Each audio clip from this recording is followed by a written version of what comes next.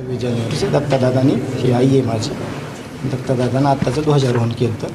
हे मृत्यू झाल्यानंतर सांत्वन आले होते हे दत्तादादा. आणि त्यापूर्वीही ते नेहमी यायचे. जसं की मी दाखवलं तुम्हाला, मी भगवानगडावर येत होतो तसं हे दत्तादादा पहिलेच सगळ्या लोकांसोबत यायचे. ह्या झाल्या दोन बाजू. ह्या आम्हाला तुम्हाला एवढ्याच सांगायच्या होत्या. म्हणजे प्रामाणिकपणे सांगतो, 22 वर्षापासून मनोहर मुंडे नावाचे माळकरी होते. त्यांची 4 मुलं, एक मुलगा पुण्याला, 3 मुलं तिथं आपली शेती करायला. आत्तापर्यंत 2003 पासून आत्ता 22 वर्षापर्यंत त्यांनी जे पिकवलं आहे ते आपण खातो. त्याचं 4 किलो वेट कमी झाले अन्न वारल्यापासून. जर इथं देशमुख कुटुंबीय जर जातीवाद करत असतं तर कमीत कमी ही घटना घडल्यावर तरी कुठंतरी दिसलं असतं की ह्यांनी कोणीतरी त्यांनी जातीवाद केला किंवा आपण. त्रास जास्त होतोय कशाचा, की एका दलित बांधवाला वाचवायला गेलेला भाऊ आपला, त्यांनी तिथं जात नाही बघितली. एक आपला 22 वर्षापासून वंजारी समाजाचा जो आमचा माणूस आहे त्याच्यासोबत दुसरी पिढी आमची संपत आली. एक माझ्या मामाची पिढी होती, ते वारले बटेदार मागच्या जुलै महिन्यामध्ये, दादा मनोहर दादा. म्हणजे इतकं करत असताना खरी मानसिकता ह्यांची तपासायची आपल्याला गरज होती.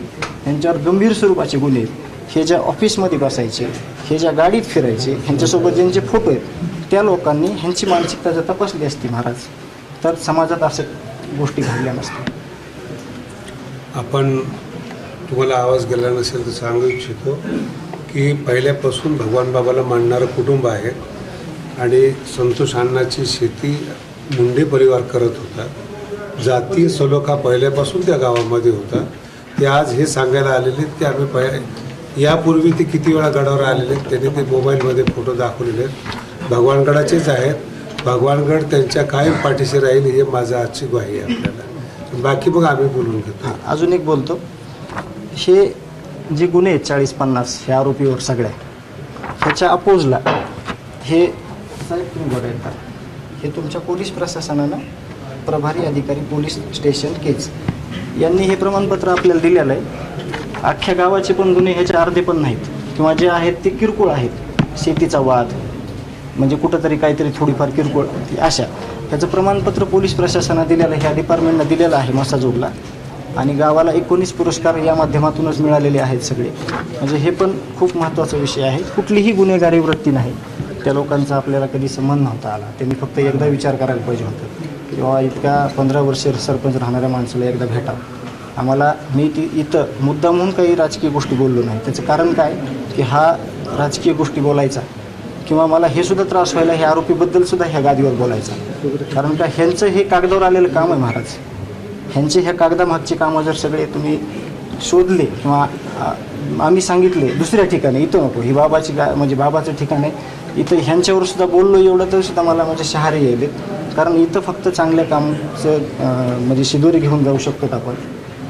मागच्या वेळेस तुमची भेट झाली नव्हती, आम्ही आलो होतो, दर्शन घेतलं, थांबलो. आणि मला एकच उद्देश म्हणायचा की ह्यांची मानसिकता जर तपासली, आरोपींना आम्ही माफ करणार नाही, आरोपीला आम्ही पाठीशी घालत नाही. आम्ही भगवान बाबाच्या गादीवर बसून आम्ही शब्द देतो तुम्हाला, आरोपीच्या पाठीमागे भगवानगड नाही, संतोष देशमुखच्या पाठीमागे आपला गड राहणार आहे. तुम्ही काही चिंता करू नका, तुम्ही गडाचेच आहेत. फक्त कुठेतरी हा जो जातीय रंग दिलेला आहे तो आपण जर प्रेसला सांगितलं की हा जातीय रंग नाही, मी सांगतो त्याच्यावर, म्हणजे मला आदरपूर्वक मी सांगतो, इथं जातीचा रंग कोण दिलाय प्रामुख्यानं हे सगळ्यांना लक्षपूर्वक आहे का. ज्याला ह्या आरोपीची बाजू घ्यायची, त्यालाच फक्त जातीवादाचा अंश यायलाय. बाकी तर आम्ही दाखवलंय.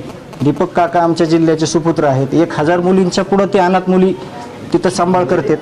दत्ताभाऊ आहे ते HIV ग्रस्त, म्हणजे शेकड्यावर मुलं तिथं सांभाळतात. विधवा महिला तिथं ज्या म्हणजे त्यांना कुणी आसरा देत नाही किंवा ज्यांचं काही कुणी नाही त्यांना सांभाळतात.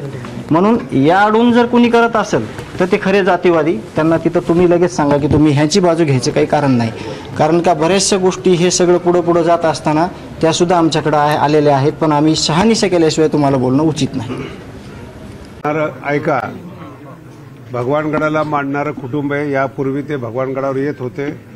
त्यांचे अनेक वेळाचे फोटो त्यांनी मला दाखवले आणि जे आरोपी आहेत त्यांची पार्श्वभूमी असणारे पुरावे त्यांनी या ठिकाणी दिलेले आहेत. ते अजूनही ते सांगतायत. पण याच्यामध्ये धनंजय यांचं म्हणणं असं आहे की याला जातीवाद न देता जे कोणी आरोपीची बाजू घेणारे ते खरे जातीवादी आहेत. आम्ही अजून काही बोलायचं असेल तर अजून 2 शब्द ते बोलतील. भगवानगड हा कायमस्वरूपी संतोष देशमुखच्या आणि धनंजयच्या पाठीमागे आहेत आणि सदैव राहील. त्यांनी हे सांगितलेलं की आम्ही गडाला मांडणारे गडाचे शिष्य आहोत. अनेक वेळा गडावरून येऊन गेलेलो आहोत. फक्त आज आरोपी जे आहेत त्यांची खरी पार्श्वभूमी काय आहेत, त्यांच्यावर किती गुन्हे आहेत हे दाखवण्यासाठी त्यांनी आरोपीचं गुन्हेगाराचं प्रमाण या ठिकाणी आणलेलं आहे.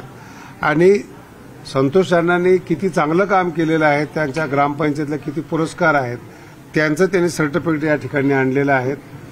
भगवानगड हा त्यांच्या पाठीमागे आहे. ते मूळचे बाबाचेच आहेत हे मला आज कळालेलं आहे.